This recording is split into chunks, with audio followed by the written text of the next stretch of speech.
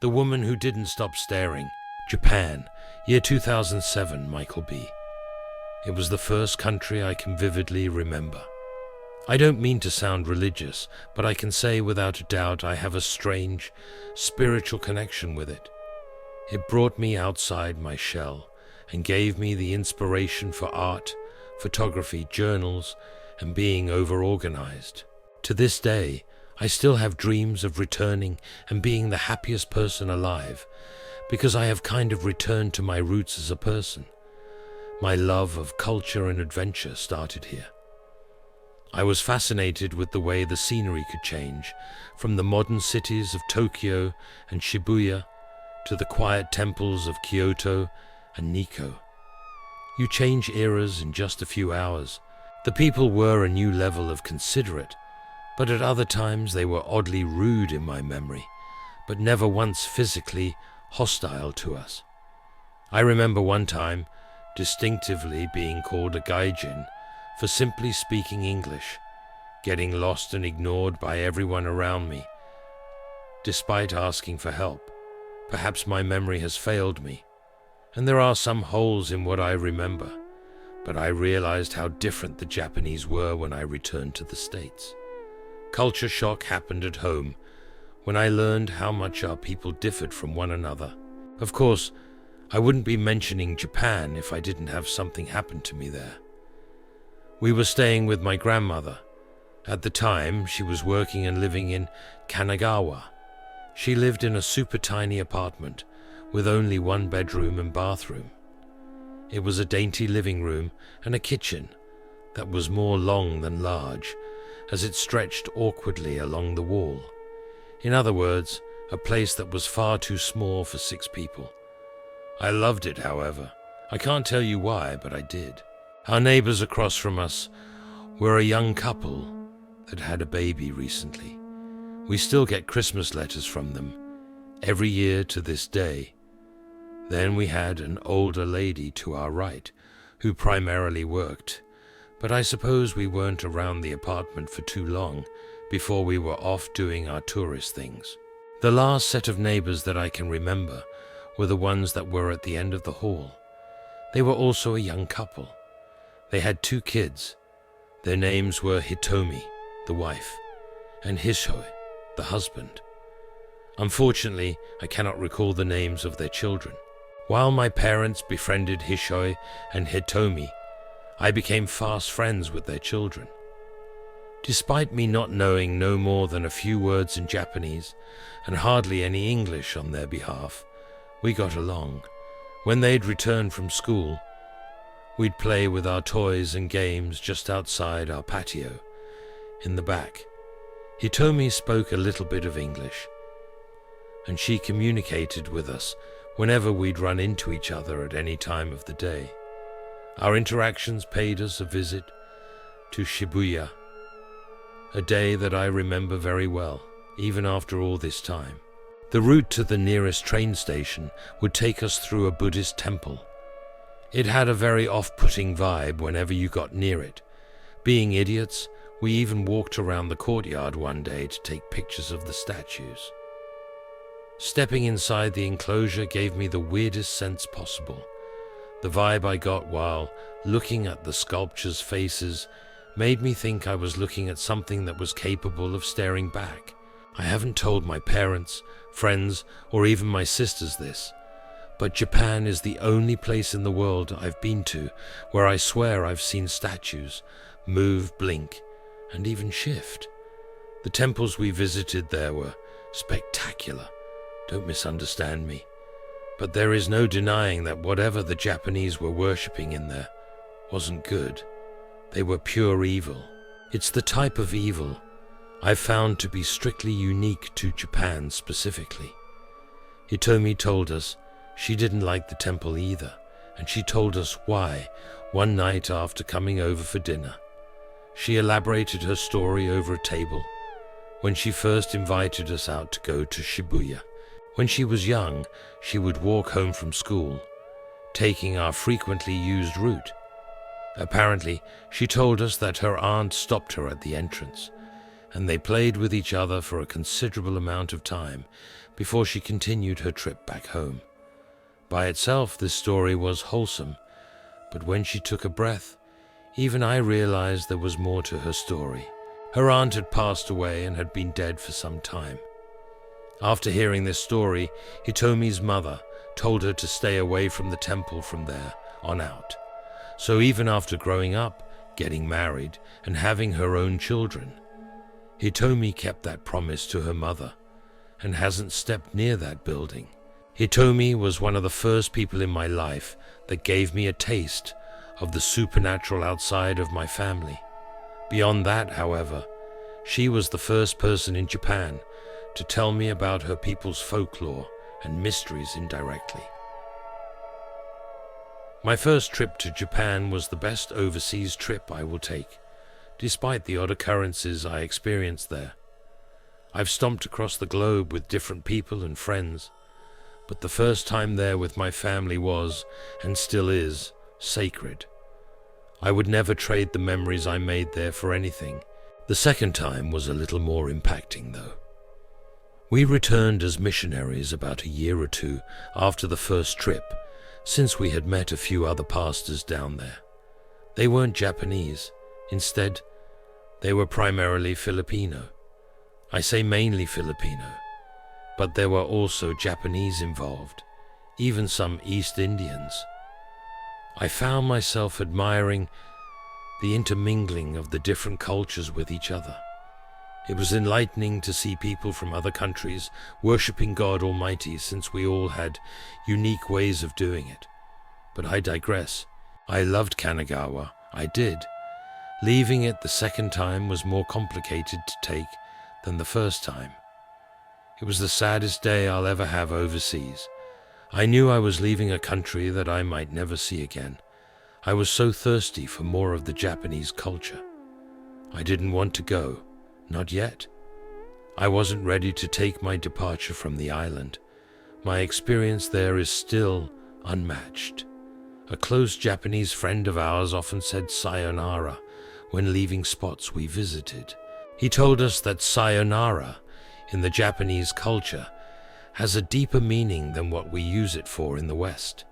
It isn't just a simple way of saying goodbye. The way our driver had put it was much more meaningful. It indeed was farewell. My second time wasn't as intimate as the first, and I knew even then that if I were to return a third time, it wouldn't even scratch the surface of the second. I was so lost in my world of self-pity. I wasn't aware of that unnerving sensation building in my nerves. It's now been years since I've experienced this, but I feel like I'm being watched even currently as I am writing this. I know I was violated here, but I can't explain why.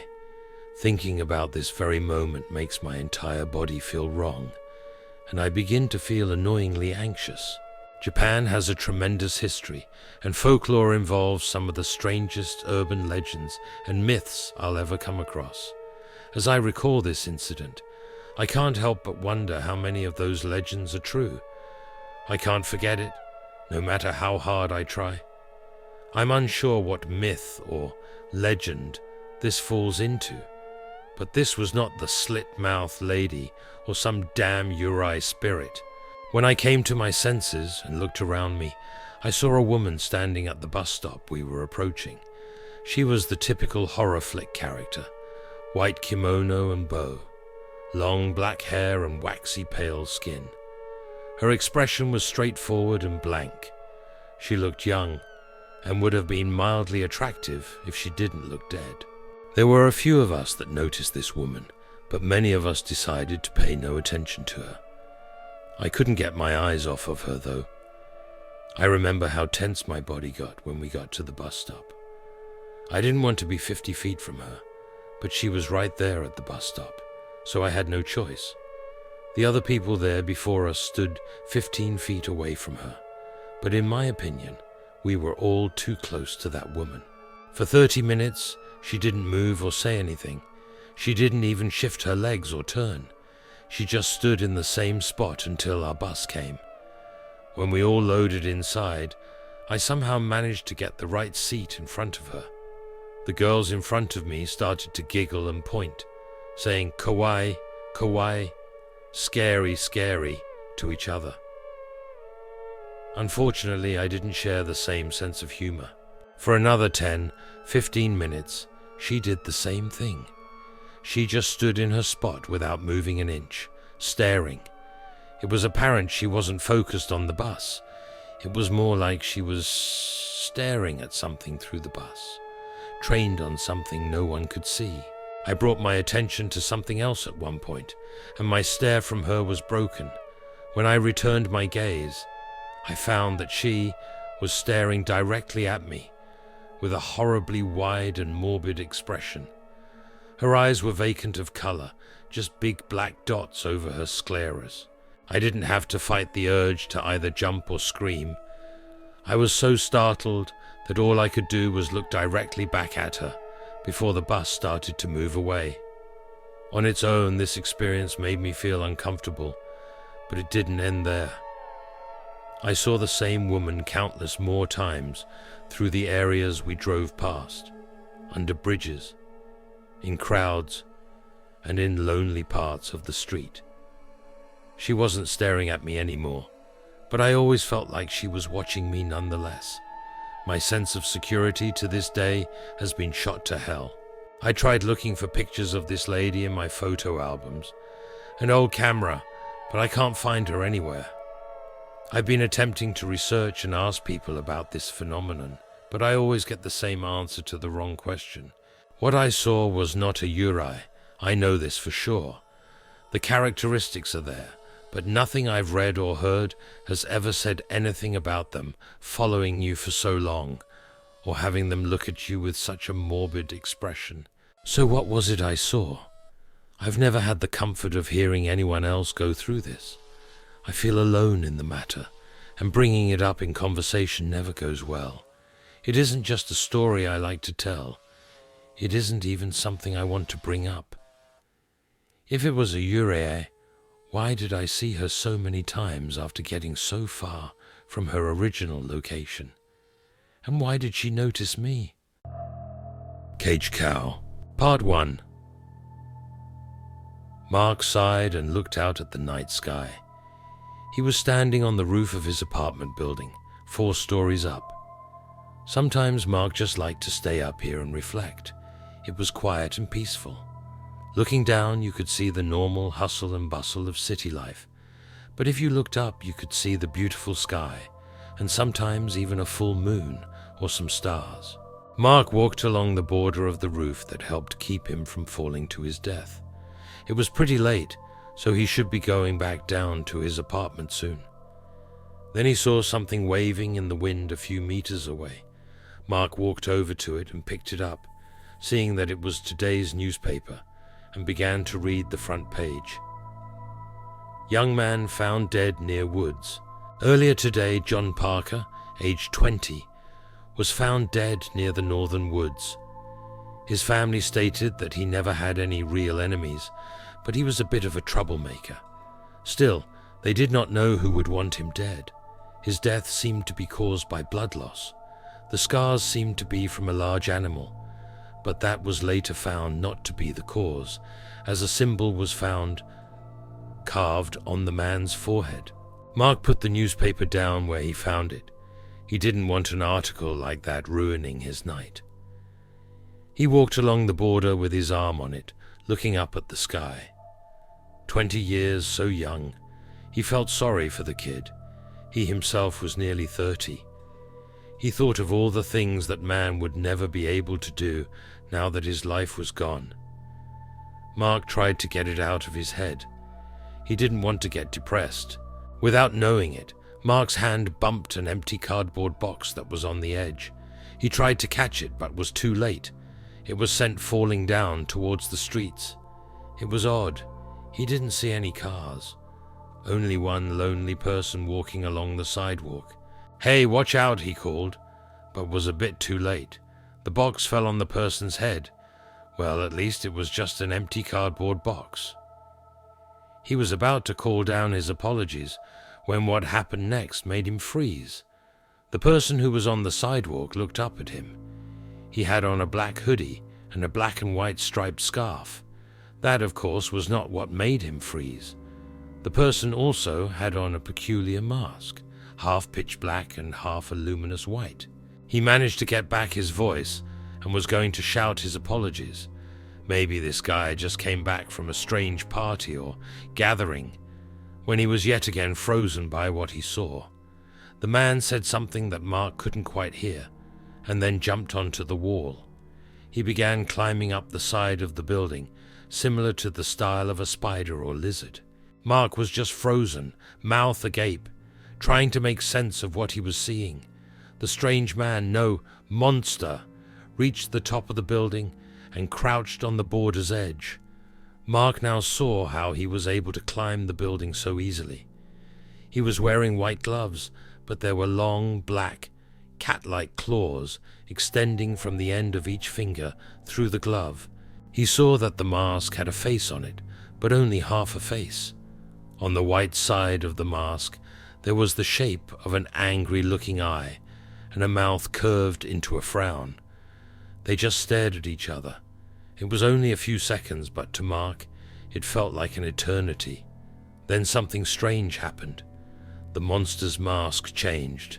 The angry mouth and eye disappeared, and on the black side of the mask appeared a happy eye and a strange smile. The monster cocked its head to one side and said, "Do you want to play?" Mark screamed and ran towards the little door leading to the inside of the building. He prayed that that monster wasn't following him. He reached the door and threw it open, bolted inside, and slammed it shut. Panting, he leaned against the door to keep it shut. After a while, he wondered if the monster was still there, and why it didn't try to force the door open. He had no idea what it said to him, but there was something odd about the way it said it. It seemed happy and playful, but also angry and malicious. He gathered up his courage and decided to open the door, putting one hand on the knob. He took a deep breath and slowly opened the door, ready for whatever was on the other side. Mark expected to find himself face to face with that odd mask. Instead, he saw that the monster was still where he had left him, sitting on the edge of the roof and smiling that odd and somewhat malicious smile. The monster said again, "Do you want to play?" Kikiki. Laughter. "I want you to play." Mark slammed the door shut again. His legs fell from beneath him, and he sat on the floor. He didn't like the way the monster said those things to him. He sat there for a while, trying to make sense of what happened. Well, it was late. Maybe he fell asleep on the roof and had a nightmare. He decided to check one more time. Mark stood up and slowly opened the door. Part of him said that the monster would be in the same spot and say the same thing. The other part told him that the monster would be right next to the door, claws unsheathed and ready to slash. He was wrong. The monster was gone. It was nothing but the lights of the city and the sound of a few cars driving by. He let out a sigh of relief. It was all just a dream. The door slammed shut in his face. He made a sound of pain as the metal of the door whacked him on the forehead. Mark rubbed his head and fell to the ground. What the hell was that? He shouted to no one in particular. He didn't close the door, even if he did. He wasn't that clumsy, and the wind wasn't strong enough to close it. He told himself that maybe it was just a freak gust of wind, but his mind quickly disagreed when he heard that laugh again. Kikiki. Laughter. The noise came from right outside the door, a little above it. The monster must have been standing on top of it. Mark woke up confused. He was in his own apartment, in his bed. He looked around to make sure it really was his own place. It was. He sighed again. It must have all been a dream. One of those odd dreams that you could have sworn was real because it felt so real. But then, you realize it must have been a dream because it was so odd. Mark laughed a little to himself, as if monsters like that actually existed. A sudden pain in his forehead appeared, which made him stop. Maybe it was real, and he just didn't remember coming back down. Mark quickly dismissed the idea. Maybe he had fallen down in his sleep and then gotten back up again. Things like that happen. Mark got up and went to his fridge to get something to drink. Grabbing at a glass on his way there, he opened up a carton of orange juice to have for breakfast. He tilted the carton to pour some into the glass when the juice spilled out onto the counter. He paused and stared at it, confused.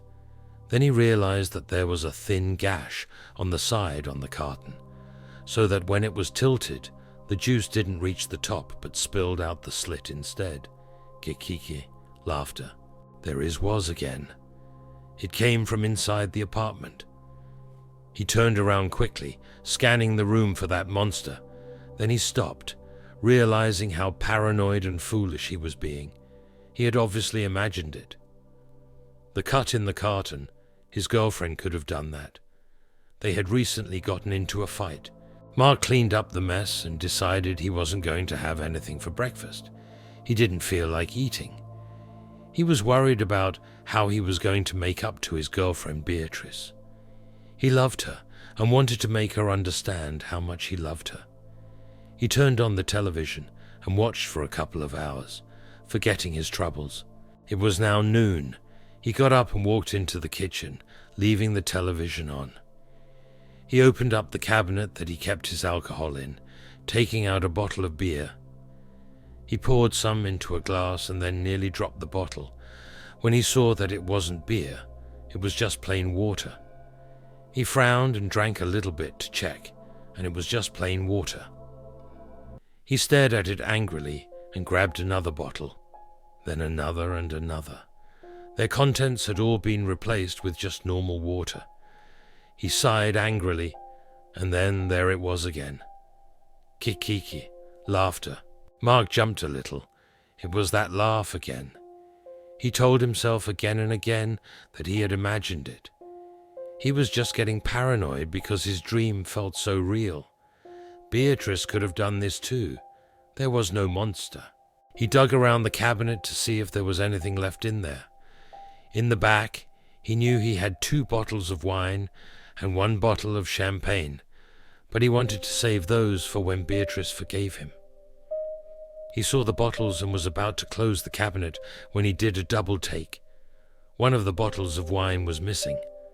Mark looked at where he kept the wine glasses, and one of them was missing too. Beatrice could have done that too. She was pretty mad, Mark said to himself quietly.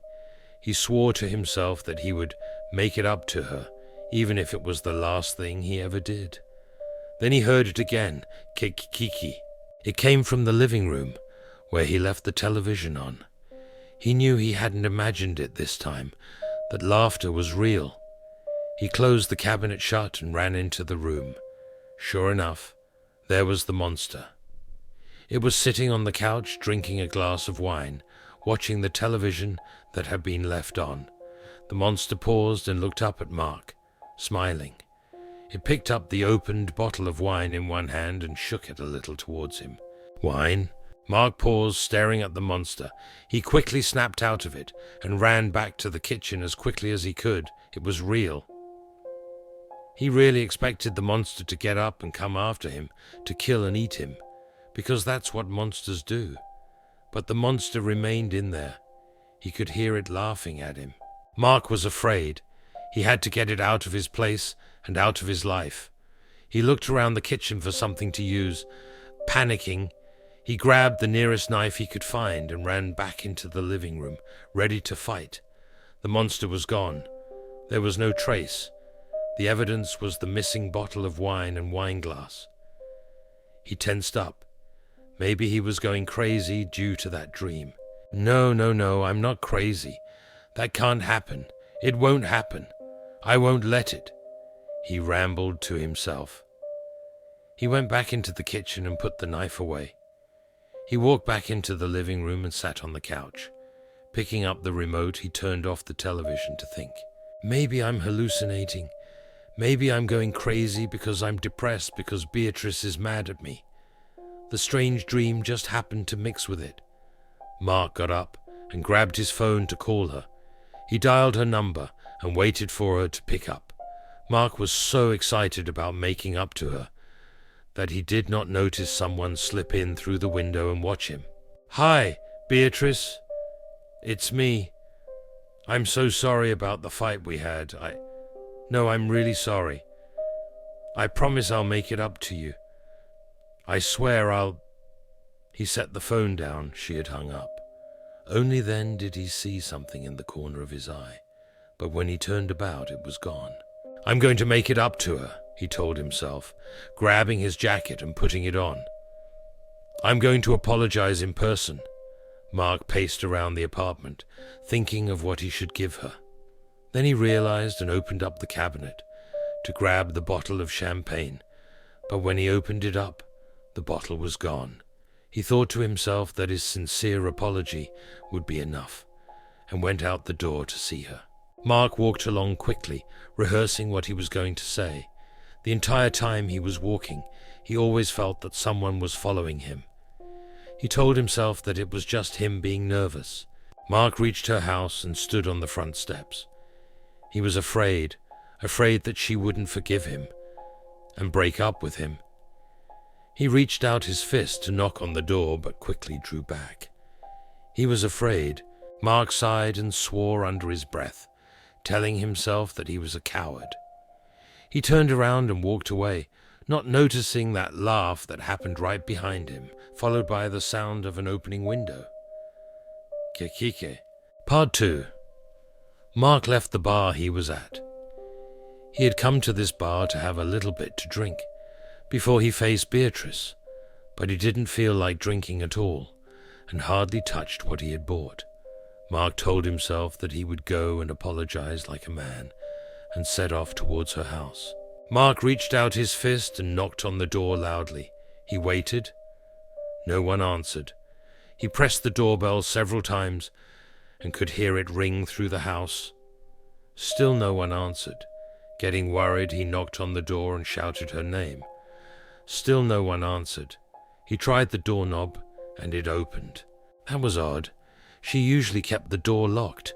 The first thing he noticed when he entered was the open window. The wood bordering the sides of it seemed to have a lot of claw marks on it, like a cat had been there. He walked into the dining room, calling out her name. He paused when he saw the bottle of champagne on the table. It was the bottle that he had in his cabinet. It was open. He picked it up and examined it. There was a note taped to the side of it. The note read, "Beatrice, I'm so sorry about our fight. I really want to make it up to you because I love you with all my heart and soul. Mark." Mark stared at the note, looking at the little heart following the word soul. He didn't remember sending this to her. "Beatrice," he shouted. He walked around the table and his blood ran cold. He saw her, his darling Beatrice, on the floor. She wasn't moving, and shards of broken glass surrounded her. "Beatrice!" Mark shouted, and fell to the floor to pick her up, ignoring the cuts given to him by the shards of glass. He saw from the shapes of them that they were from a wine glass. Tears streamed from his eyes and he hugged her. He knew she was dead. That's so sweet of him. Mark paused and looked up. There it was, the monster. It was sitting in the windowsill, imitating her voice. "I'm so sorry we even fought in the first place." Mark stared at it, anger boiling up inside. "Then she drank it. Then she died. It's poison." It laughed hard, putting its hand up to its face to try and stop. "You think this is funny? You killed her. I'll kill you." Mark stood up and grabbed the bottle. "You mad?" Mark threw the bottle, but the monster jumped out of the window before it reached it. He was going to kill it. He would make it pay. Mark walked over to Beatrice's dresser. He knew where she kept a pistol for self-defense. He pulled it out and opened the clip. Seeing that there were only 4 bullets left, that was all right. He only wanted 1. Mark ran out the door. There was no sign of the monster anywhere. He knew it was going back to his apartment, though. Mark ran as fast as he could, ignoring crosswalk signs and other people, just running. He reached his apartment building and ran up to his floor, slamming the door open to his apartment. He was right. The monster was there. It was lying on top of a bookshelf, holding a glass of wine, the wine bottle in the other hand. The wine is all gone. Mark flew into a rage and pointed the gun towards it, shooting a bullet. It sprung up and jumped to the wall, leaving the wine glass and clinging to it with its claws so that its back was facing Mark. He shot a second time, and it flipped over so it was now facing Mark, its left arm and leg bending farther than a normal human's. He shot again and it dropped to the floor, now on all fours. Mark shot yet again and it did a roll to dodge. Then it jumped back onto the wall, staying there and staring at him. Mark walked over to it angrily and pointed the pistol towards its forehead. He pulled the trigger, but there was only a click, indicating that there were no more bullets. The monster began to laugh crazily. Fail. Mark was enraged and swung the gun towards it for a melee attack, but the monster crawled to the side, picking up the wine glass that it had left on the bookshelf. It threw the wine glass at Mark, but Mark dodged it. Then it threw the wine bottle, and it hit him square between the eyes. Mark passed out. Mark regained consciousness. He was face to face with the monster. It was clinging to the ceiling, its arms and legs bending back at a 90-degree angle, so it was facing him. Its mask changed again. The luminous smile on the dark black side of its mask disappeared, and the angry frown reappeared on the white side of its mask. Then he said to him in a dark voice, lacking the happy playfulness of before, "You're boring." It made a low growling hissing sound and pounced. Later that day, the police arrived at Mark's apartment. A neighbor had called them because they had heard gunshots. Mark was found dead, claw marks all over his body and throat clawed out. The kill seemed animal, and claw marks were found along the walls and ceiling. Bloody footprints were found headed towards the window, so they determined that it was done by a human.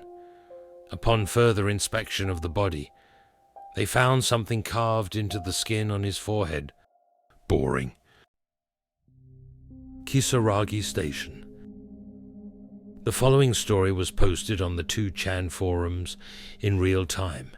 The original poster, who went by the name Hasumi, kept readers up to date on her strange experience as it was happening, and received advice from them as to what to do. The following is what happened. Hasumi, it might just be my imagination, but do you mind if I talk about something? 2chan, sure, go ahead. What happened? I just got on the train, but something's off. Okay. It's the train I always take to and from work, but it hasn't stopped at any stations for about 20 minutes now. It always stops every 5 minutes, or at most every 7 or 8. But it hasn't stopped at all. There are currently 5 other people on board, but they're all asleep. You haven't gotten off the train yet, have you? You didn't get on the express by mistake? Yeah, like you said, it's possible I got on the wrong train. I'll wait it out just a little longer. If anything else weird happens, I'll come back again. First of all, why don't you go to the front carriage and see the conductor? If he had an epileptic fit or something that would be terrible, go and check on him.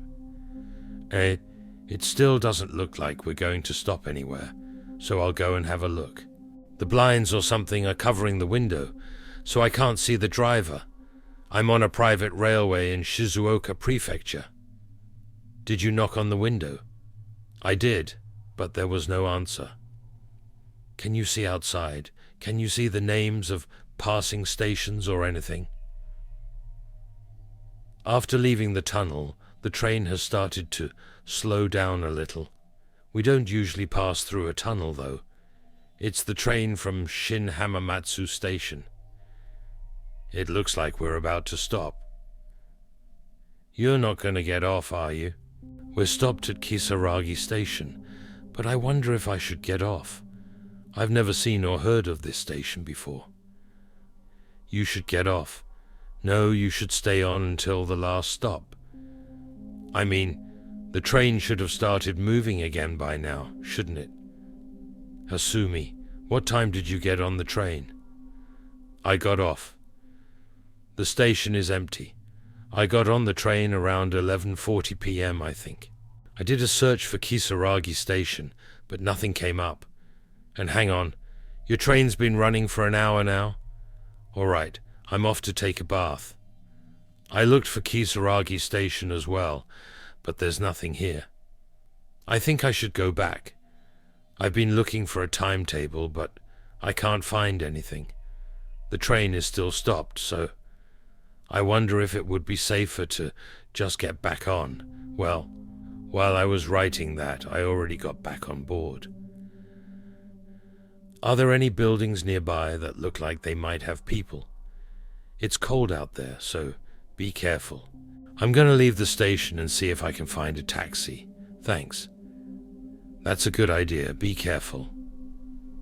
I'm doubtful that you'll easily be able to find a taxi at an empty station after the last trains have already run. And it looks like Hasumi's become a resident of the 2D world. There's nothing here, let alone a taxi. What should I do? Go see the station attendant or a nearby police box. Shouldn't you call 110 for now? Why don't you call the taxi company? All you can do at this point is go to the nearest convenience store. If there's a public phone nearby, you should look up the number of the taxi company and give them a call.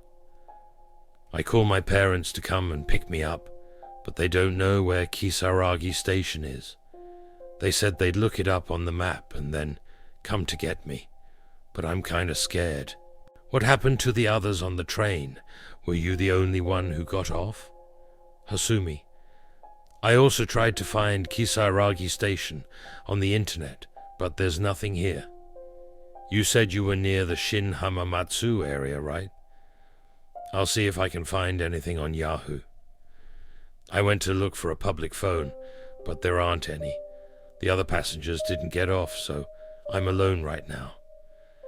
The station name is most definitely Kisaragi Station. There's a chance you'll find a public phone off the station grounds. Why don't you try leaving the station? I just did a bit of investigating right now, and the kanji for Oni, demon, can also be read as Kisaragi, right? So you mean Demon Station? That's terrifying. Are you a video game nerd? When I googled it, I found a video game. Write down the previous and next stations from Kisaragi Station. Don't say there's nothing written there. What game are you talking about? There are no previous or next stations written here. Try walking back home along the tracks. If you start running now, you can probably catch up with the train. It's a station, so there has to be people living around there. Yeah, that's right. I was panicking, so I didn't even notice. I'll follow the tracks back and wait for my parents to call. I tried looking before in the town information part of iMode in my phone, but it came up with some kind of error. I just want to go home. Whether it's a joke or not, I'm going to work towards solving this seriously. There really is nothing around here. All I can see are grasslands and mountains, but if I follow the railway tracks, I think I can get home, so I'll do my best. Thank you. You might think it's all just one big joke, but can I come back if I run into any other problems? Of course. At any rate, take care. Of course, just be careful your phone doesn't die. It's your lifeline right now. Don't start walking in the wrong direction, and be careful inside the tunnel. Can a phone even get reception in an area with nothing around? I think it would be better if you don't move from the station. All alone at an unmanned station on a cold night. The lights will probably turn off soon, and it'll be dark. The railway tracks are an even darker trap. There's a tunnel after that too, right? And yet, it would probably be safer to spend the night at the station. This is terribly risky, my father called. He had a lot of questions, but in the end we have no idea where I am, so he told me to call 110. I don't really want to, but I'm going to give the police a call and see if they can help me. I think it would be easier for you to move around once it gets brighter. Could you really wait there all alone at night, in some strange, unfamiliar place? Could you pass through the tunnel all alone at night, on some strange, unfamiliar railway track? So could you keep walking through some unfamiliar street at night in the cold? I tried explaining my situation the best I could to the police, but they thought it was a joke and got angry at me. I was so scared that I ended up apologizing to them. Why did you apologize? You should call it a night. Go wait at the station for the first train. What's it like around the station?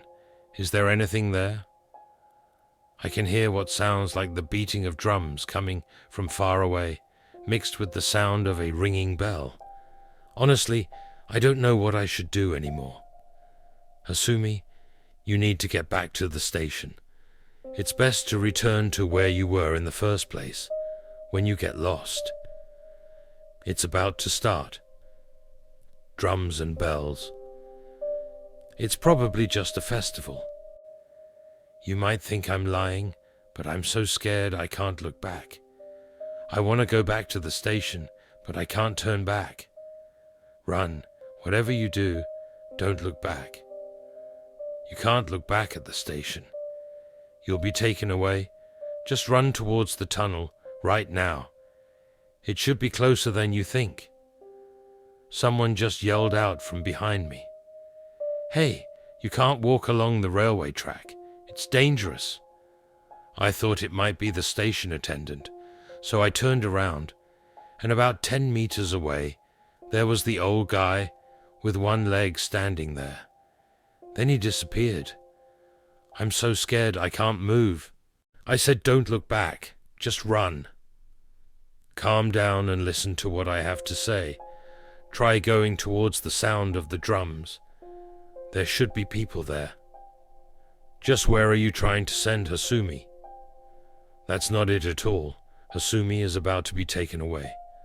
That's why I'm saying, if she can, she should go back. How come you tell it was an old guy with just one leg? Because it's an old guy with just one leg. It's probably some guy that was hit by a train and lost his leg and then died. I can't walk anymore, but I also can't run. The sound of the drums is getting closer. Just wait for morning.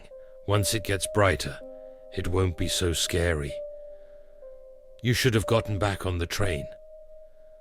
I'm still alive. I fell over and I'm bleeding, but I'm still holding on to the heel I broke.